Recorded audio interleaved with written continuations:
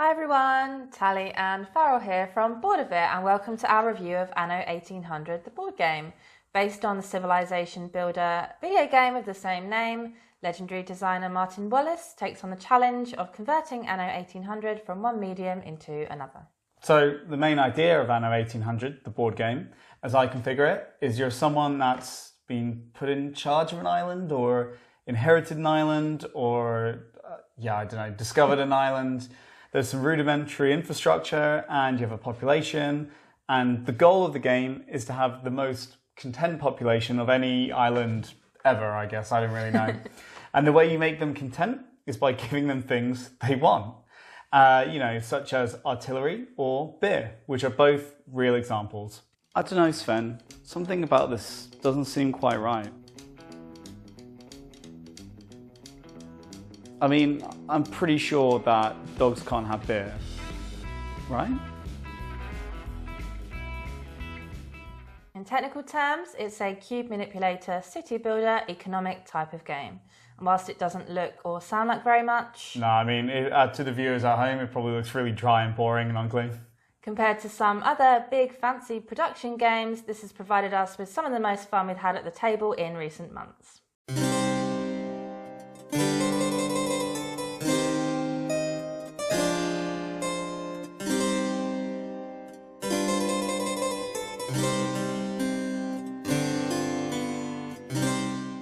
You'll begin Anno 1800 with a player board, which represents your island. There are already some rudimentary industries, some ships, a harbour, and some workers represented by cubes. Now, these different types of cubes are different types of workers. So these are farmers, these are just called workers, these are artisans, and then later in the game you can gain some purple engineers and some teal investors. For each one of these population cubes you'll have to draw a matching card that shows a person that's living on your island paradise. And it also shows their hopes, dreams and aspirations and what they want to be content. This woman wants schnapps to be happy. That is extremely troubling. Anyway, making these islanders happy is what compromises the core gameplay loop.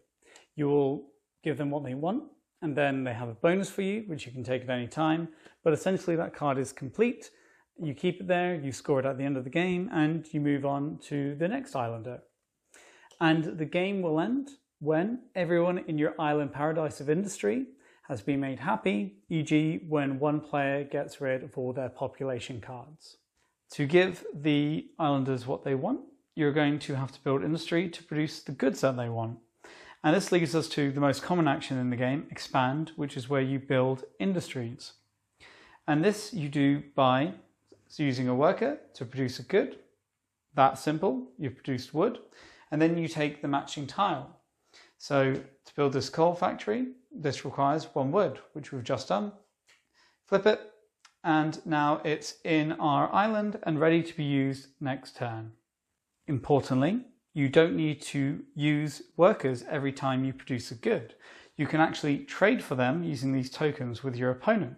So here I have no green left and I couldn't even build a wood or get some wheat anyway because these positions are full. But if I spend a trade token, I could trade with Tally for some of her wheat, which she can't refuse but gets money in return. To fulfill a population card is a single action, as is connecting with the old world, which is where you spend exploration tokens to get one of these old world boards, and they just allow you to expand the space you have and build more industry. Then, same as this, spending an exploration token, you can discover the new world, and this will allow you to get a little new world board that has goods you couldn't otherwise get and are crucial for building specialist industries like chocolate or rum or tobacco. You may get to a point where you can no longer produce anything because you just don't have enough workers left. In this case, you can hold a festival in which all the workers will return back to their home, probably a little hungover, but then they will be ready to work again on your next turn. The final actions involve swapping out population cards for new population cards, or gaining these museum cards, which will give you points at the end of the game, depending on what cubes you have. It's also worth noting that there will be objective cards in play, which might give you points for having certain industries or just provide alternate actions. And that's it. Whilst it can be tricky to navigate the paths needed to make your more discerning citizens happy, the turn-to-turn gameplay is wonderfully straightforward and quick. One thing we love is a game that allows you to build a very complex system or engine, but reduces your turn to very simple actions which only take a few seconds. And Anno 1800 does this masterfully. Each action is straightforward, and once you're shown it, it's easy to follow. No turn takes longer than a moment, so Anno 1800 is able to consistently keep you engaged because your turn comes back around so quickly. So you have these snappy turns, but then Anno makes interactivity a core mechanism, meaning it's crucial you never take your eyes off the table. And this is because your population has a lot of wants and needs for goods, more than you could ever hope to produce in a single game. So why would you spend 2 or 3 turns creating a good that you'll only use once, when you could trade with another player? And that's why it's so important to watch what they are doing. And we love how accessible this information is, because there's only 1 or 2 industry tiles on this main board. So at a glance, you can see if one or both have been taken and adjust accordingly. Honestly, the trade mechanic is what brings the whole game together. It's so funny to announce to the table, I need sausages. Does anyone have sausages? And then watch 2 players fight and argue about who has the best quality sausages in an attempt to get you to pick them. You also have these moments where someone will build a complex stage 4 purple industry, and that's exactly what you needed. So you'll outright cheer them as they just saved you 3 turns. It's also nice that the trade can't be refused, and rather you are compensated, and that money can be important, so it is worth building popular industries. Anno 1800 is actually a bit of an enigma for us because despite on the surface it being a really dry, ugly game, it's given us more laughs per hour than 99% of the board games in our collection. We think this is due to the very strange theme of fulfilling people's needs, and then those needs being cigars and light bulbs. It really tickles us, and this combined with the fact that some players, but not all, have the same industries creates so much table talk and riffing on the game. Humour is a surefire way to increase enjoyment. Now, this was our group and our experience of playing the game, so it won't be true for everyone. Make no mistake, the core gameplay mechanisms are solid, but just bear in mind that the laughter we have in this game does elevate it for us. And all of our delight aside, it's not a perfect game. One thing we're a bit ambivalent on is the end game trigger. And we just find having to depend on the players getting rid of all their population cards means that you never know how long the game's going to last. And when you're in it, because players are picking up cards quite a lot at the beginning and sometimes throughout the game, you just never quite know who has what and how far away they are from completing them. And this means that I can see it being a difficult game to get to the table sometimes, just because you can't bank on how long you're going to have to play. For me, I just wish it was that little bit shorter, or that there's just a more reliable endgame trigger, maybe when the first person completes 20 population cards or something like that. Every game of this, I have this one moment somewhere in the middle, maybe in the final third, where we've been playing, and I look around the table and everyone's just still got a big handful of population cards. And not even in a bad way because I'm having fun, but I'm just like, how long is this game going to last? There's like no end in sight, and you just feel a bit adrift sometimes when you're playing. We've also found the objective cards a bit superfluous, and we're talking about the ones that you score off, not the ones that give you alternate actions. Those are quite interesting, because the issue is we tend not to even look at them till maybe the final round of the game because you're too focused on the main goal, fulfilling your population cards. And say an endgame objective will give you 6 points for a cigar factory. If you have 6 cards that all require a chocolate factory, that's what you're going to focus on. You're not going to spend 3 turns and explore the new world to get that cigar factory out for a measly 6 points. Not worth it.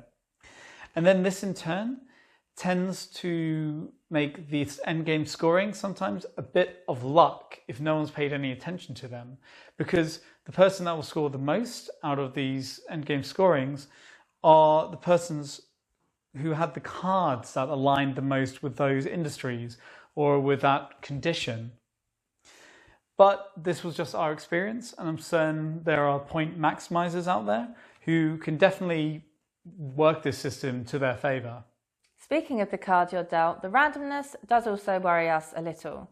There's a fair chance that the luck of the draw can give someone a major boost towards a victory. Getting a starting hand of cards all require the same industries, makes your opening rounds a lot easier compared to someone who got cards with all differing needs. Then, once you've fulfilled those cards, the bonuses can also make a major difference. If you get a hand that equally gets you new workers and allows you to upgrade them, you'll be laughing.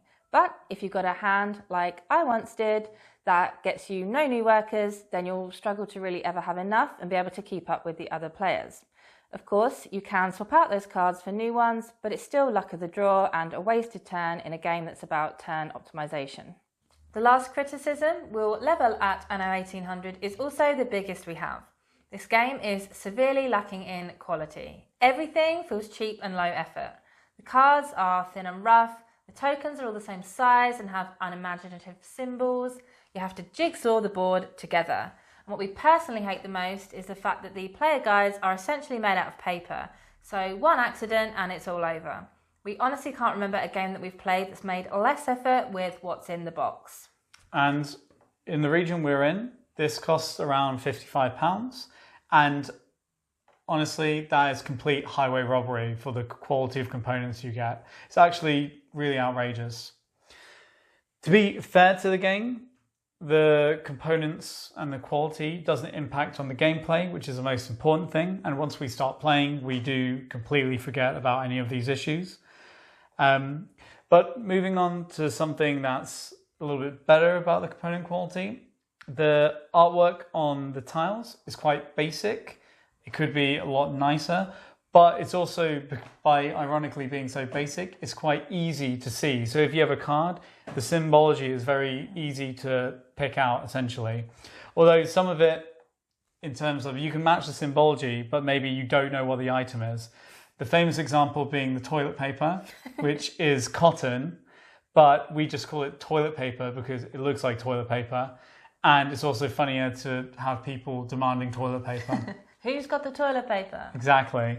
And the artwork on the population cards, these are also, it's quite humorous in that the people very much look like people who want the things they're asking for. So that's probably the highlight of any kind of art design, really, these population cards. So, final thoughts. It's pretty clear that this is a very strong recommendation from us. If you like economic, civilization builder or cube manipulator games, this will be a hit on your table. It's also perfect if you want friendly, non-negative player interaction. But, the production quality of Anno 1800 is some of the worst we've seen and probably the worst in our collection. And that makes the price a little bit unforgivable.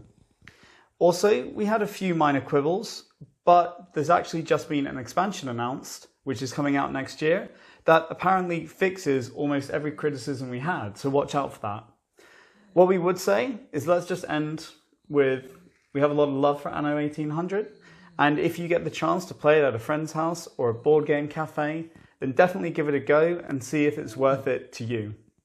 But that is our review of Anno 1800, so thanks for watching. We can't wait to play again, because we're addicted. But yes, thank you so much, and if you want to ask us any questions, feel free to do so. And please like and subscribe because it would mean a lot to us. And the dogs.